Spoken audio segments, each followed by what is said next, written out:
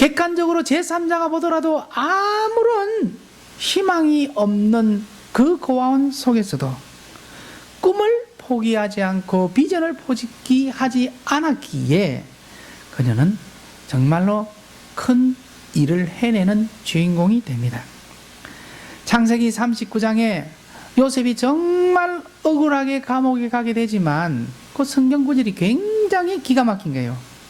그 안에서도 하나님이 그와 함께 하십니다. 죄악의 장소였지만 하나님이 함께 하심을 통해서 그 죄악의 장소가 최상의 장소, 즉 애굽의 총리 대신이 되는 첫 입구였다는 사실을 오늘 이 자리에 오신 여러분도 너무나 잘 알고 계실 것입니다. 오늘 본문의 하박국 선지자를 한번 보십시오. 한번 상상해 보십시오. 마치 노스코리아의 아주 힘든 그런 상황과 거의 마찬가지. 인간으로서는 도저히 견딜 수 없고 참을 수 없고 죽고 싶은 그런 심정밖에 없는 그런 상황이었지만 그는 오직 하나님만 믿고 의지하고 신뢰하고 기도했던 결과 극복할 수 있었습니다. 이민사회, 간단한 사회 아닌 거 저도 어느 정도 살아봤기 때문에 잘 알고 있습니다. 저희도 선교지에 있는 동안 위기도 있었습니다. 어떨 때는 교회 문을 닫고 돌아가야 되나 말아야 되나 참 힘들고 어려운 그런 상황도 있었지만 정말 주님께 기약하고 주님을 믿고 의지하고 나름대로 최선을 다하고 배후에서의 막강한 기도가 있었기에 한 곱이 두 곱이 넘기면서 오늘까지 왔었습니다. 사랑하는 성도 여러분, 어떤 어려운 환경에 처한다 할지라도 절대로 우리 주님께서 여러분 각자에게 주신 꿈과 비전이 있습니다. 잊지 마시고 내일을 향해서 최선을 다해서 달려가십시다. 그리고 간절히 기도하는 가운데 하나님의 귀한 역사가 일어날 것을 저는 믿고 확신합니다. 애니의 투마로라는 이 오페라 그걸 제가 좀 즐긴다는 표현이 이상하지만 좋아하게 된 거는요, 저희 아이들은 초등학교는 일본 공립학교에서 다들 졸업했습니다. 근데 중학교부터는 선교사님들이 세운 영어로 하는 학교로 다니게 되었습니다. 근데 해마다 연극을 하게 되는데 저희 큰아이가 연극을 너무나 좋아해서 해마다 매년 연극에 들어가서 한 파트를 맡아서 한 그 극 중에 하나가 여기 나오는 투마로우였습니다. 그런데 한 가지 저희 집에 좀 문제가 생겼습니다. 이 연극이 있고 난 후에 제가 아이들에게 세라 숙제했어? 레이첼 어제 아빠가 부탁한 거 했니? 하면 Daddy don't worry tomorrow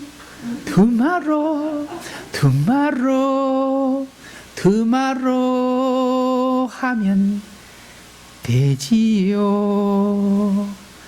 제가요 한 번만 투마로 하면 사람이 잊어버릴 수도 있잖아요, 그죠? 근데 4번이나 투마로 하는 거는 보류 내지 포기하겠다는 그런, 마치 사춘기의 반항기의 그 모습을 드러내는 것 같아서 저도 이 노래 굉장히 중요하고 그 다음에 좋아했지만 저희 집에서는 자녀 교육을 위해서 금지곡으로 지정이 되어 있습니다. 그렇다면 실제로 여러분에게 뭔가의 큰 위기가 닥친다면 어떻게 하겠습니까? 첫째로 즉시 간절히 하나님께 기도해야만 됩니다. 저희 교회에 LED 십자가가 세워져 있습니다. LED 십자가가 세워져 있다는 말에 여러분 반응이 별로 없으시네요. 한국에 흔한 게 LED 십자가이니까요.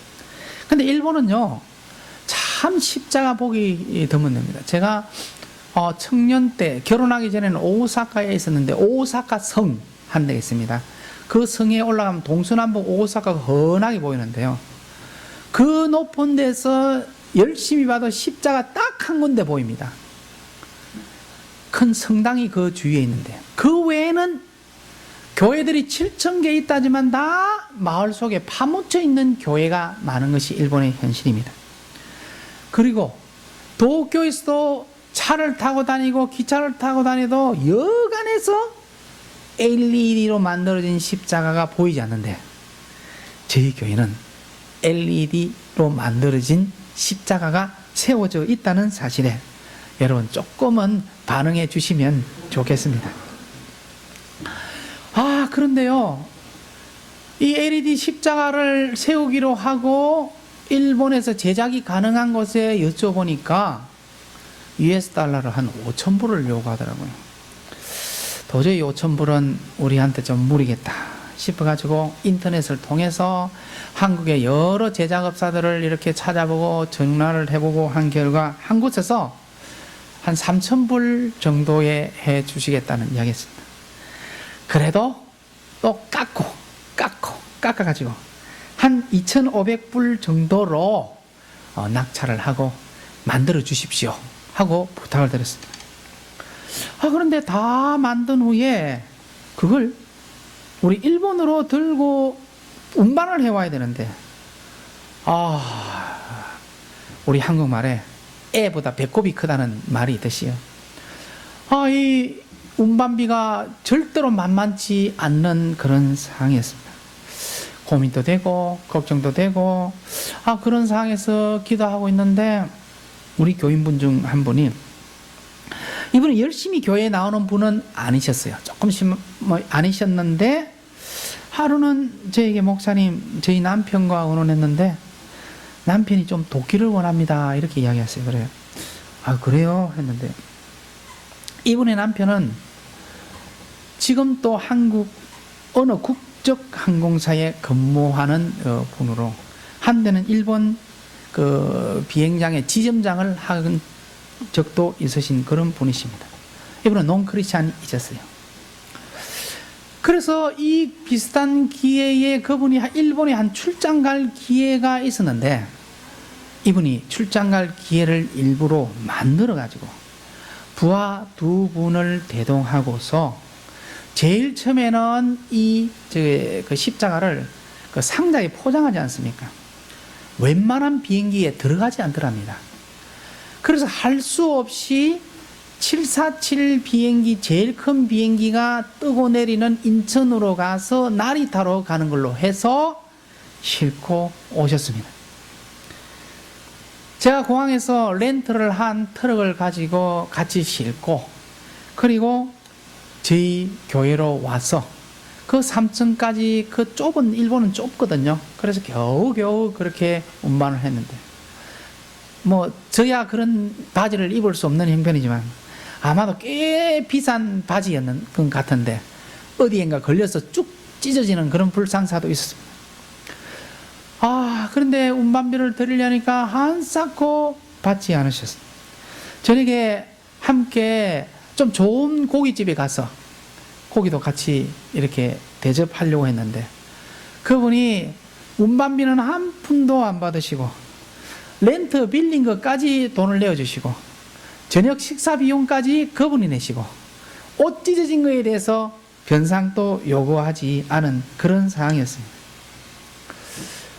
남편분은 불신자이시고 부인도 가끔 교회에 나오시는 분이었는데, 하나님께서 감동을 주시니까 우리하고는 전혀 상관없다고 생각되는 그분도 하나님께서 함께 역사하셔서 저희의 사역을 돕는 그런 경험을 겪은 적이 있습니다.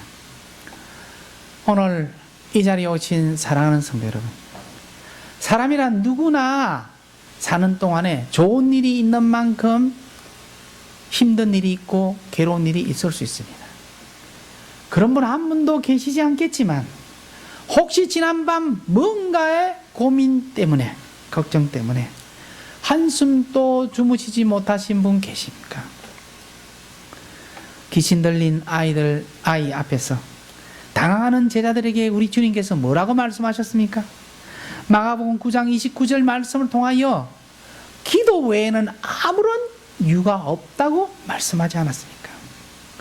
어떤 힘든 일이든 어려운 일이든 뭔가 나에게 위기라는 것이 닥치면 힘들어하지 마시고 우리 주님께 간절히 기도해 보지 않겠습니까?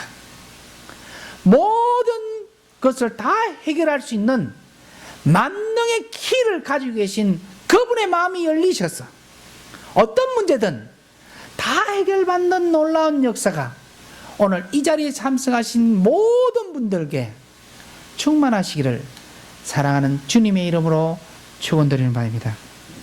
두 번째로는요, 우리 눈에는 불가능해 보여도 하나님께서 터치하시면 가능하게 됩니다.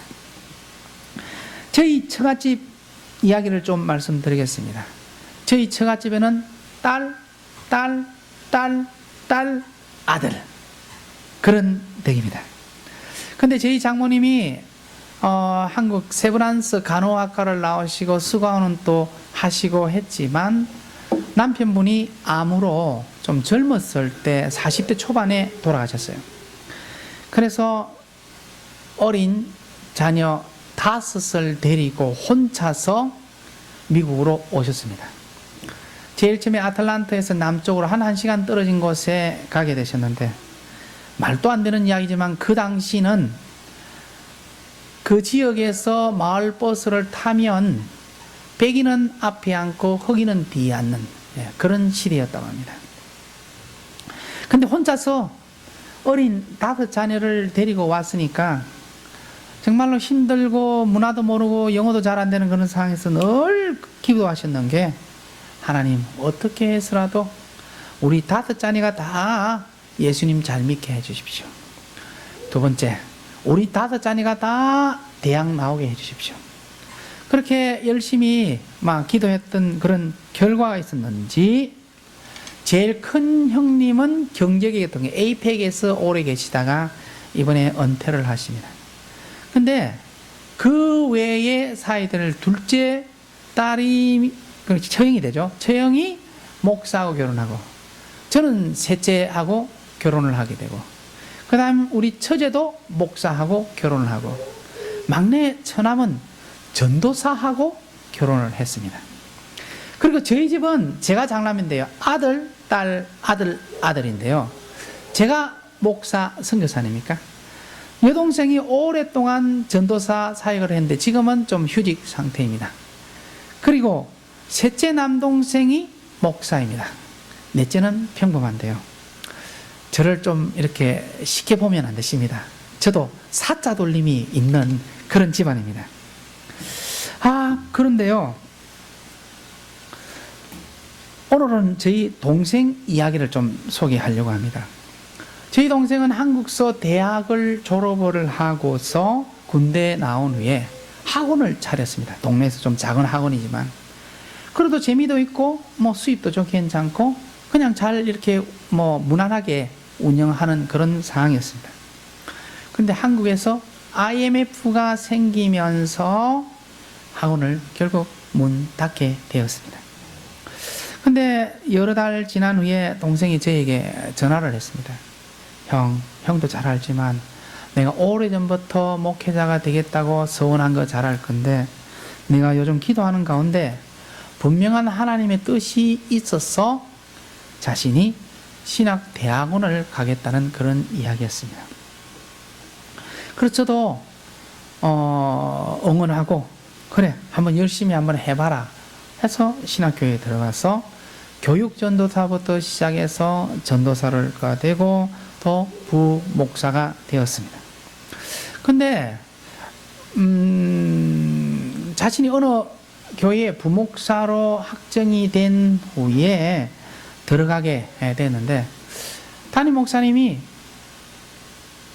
도장을 하나 찍으라는 서류를 주시더랍니다. 그래서 이 무슨 서류인가 하고 보니까 그 내용이 7년이 지나면 어떤 이유를 불문하고 그 교회를 사임해야 된다는 그런 내용이었습니다.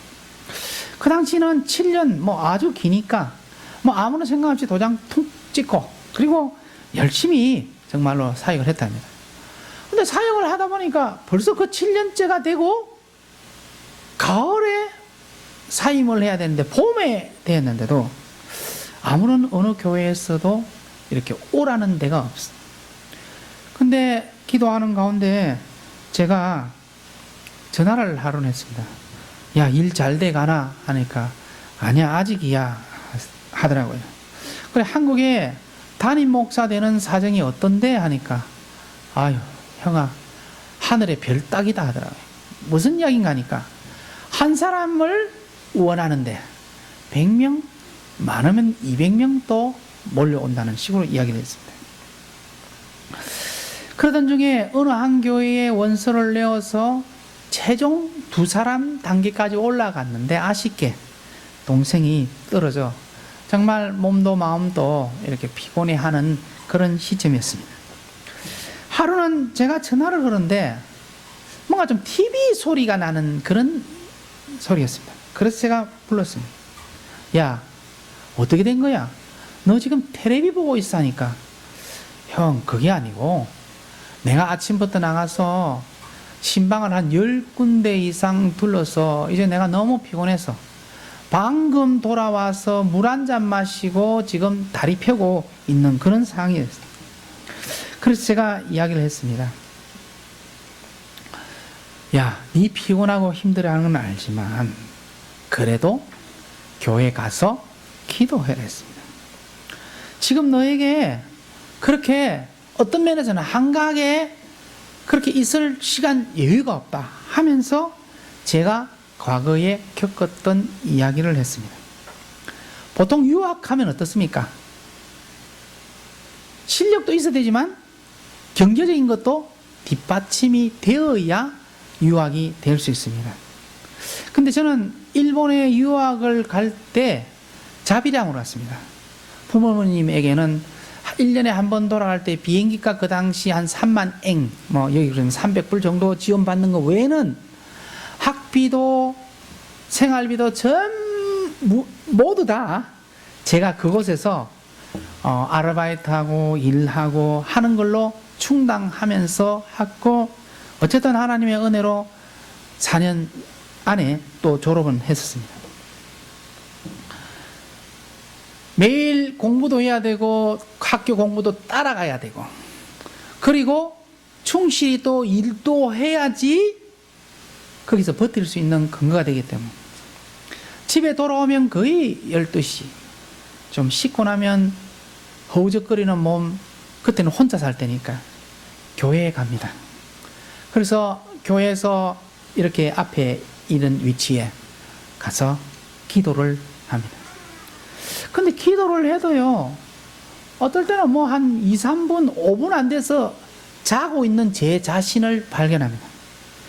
그래서 한 가지 연구해 놓은 것이, 그 당시 저희 교회 본당이 여기 한 3분의 1 정도 크긴데요. 일어서서 걸어서 벽에 손을 이렇게 만지면서 빙글빙글 돌면서 기도를 합니다. 뭔가 흥얼흥얼 하면서 하는데 무슨 이야기를 기도하는지 저도 잘 모르지만 그래도 하나 확실한 거는 사람이 움직이니까 잠은 자지 않는 것 알게 되었습니다. 새벽 기도를 제가 담당을 했었기 때문에 새벽에 내일은 좀 뭐 아무래도 안 되겠다 싶으면 아예 이렇게 정장을 하고 우아기만 벗고 요 앞에 이런데 잠을 청합니다. 근데 일본 교회는 대부분이 다 신발을 벗고 들어서 깨끗한 편입니다. 근데 아무리 피곤하게 자도요, 문소리가 삐끗하게 되면 반드시 일어나게 되어 있습니다. 그 이야기를 하면서, 야, 내가 흥얼거리며 했던 기도, 내가 들어도 무슨 기도인지 알지 못하는 기도더라도 하나님은 들으시더라. 니한테 앞으로 한 달을 통해서 어떤 일이 생길지 네가 아무리 피곤하고 힘들고 어렵더라도 교회에서 기도하다가 자라. 9월 초에 어느 교회로부터 청빙에 관한 서류가 왔어. 그래서 서류를 넣었습니다.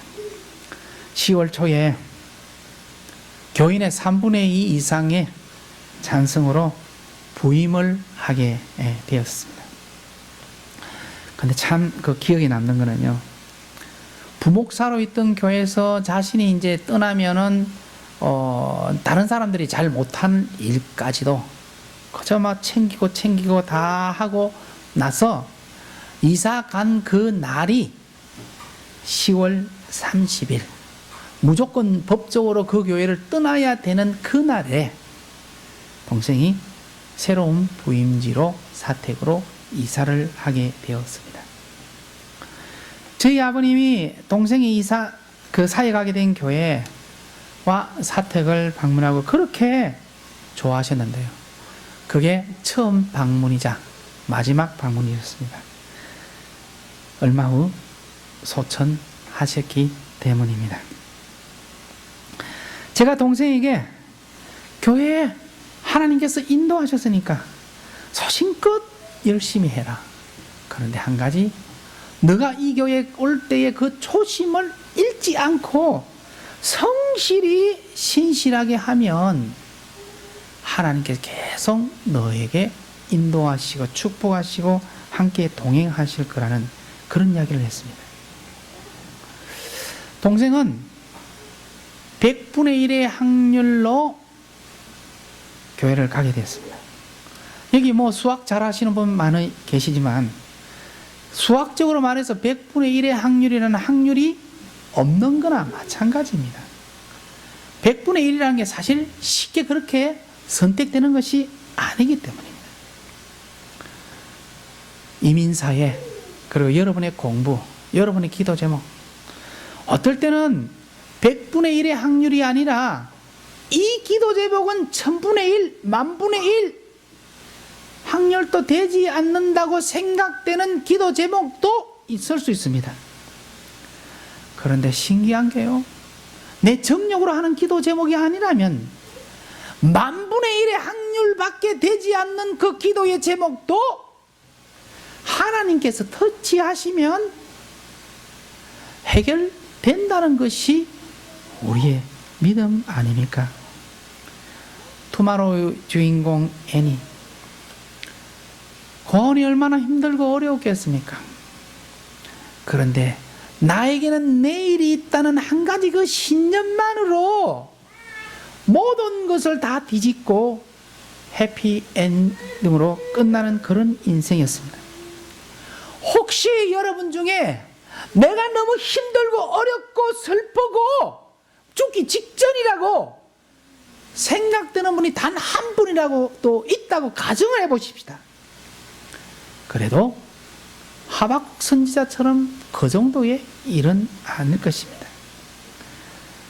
그래도 위기라고 생각하시면 하나님께 매달려 봅시다. 이사야 59장 1절 말씀에 내 손이 짧아 너를 구원하지 못하는 것이 아니고 귀가 둔하여 듣지 못하는 것이 아니라고 했습니다. 하나님 앞에 서 있는 저부터 한번 철저히 회개하고 하나님께 매달려 보지 않겠습니까? 마가복음 11장 24절 말씀에 무엇이든지 기도하고 구하는 것은 다 받은 줄로 믿어라. 그리하면 너희에게 그대로 되리라. 우리 예수님께서 약속하신 말씀이십니다. 힘들고 어려운 유학생활 혹은 이민생활, 간단한 삶은 아니지만 어렵고 힘든 일이 있다 할지라도, 아니 절대절명의 위기라고 느껴지는 그 한 순간순간을 맞이한다 할지라도 하나님께 신실하게 매달리는 저와 여러분의 자세가 있다면 어떤 상황에서도 하나님께서 그 기도 들어주시고 함께 역사하실 것입니다. 깊은 하나님과 만나보십시다. 벽에 걸려있는 액자 속의 예수님이 아니라 우리 속에 살아있는 능력 있는 그 예수님을 믿고 다시 한번 기도하는 저와 여러분 되시기를 사랑하는 주님의 이름으로 축원하는 바입니다. 기도하겠습니다. 걸어가시고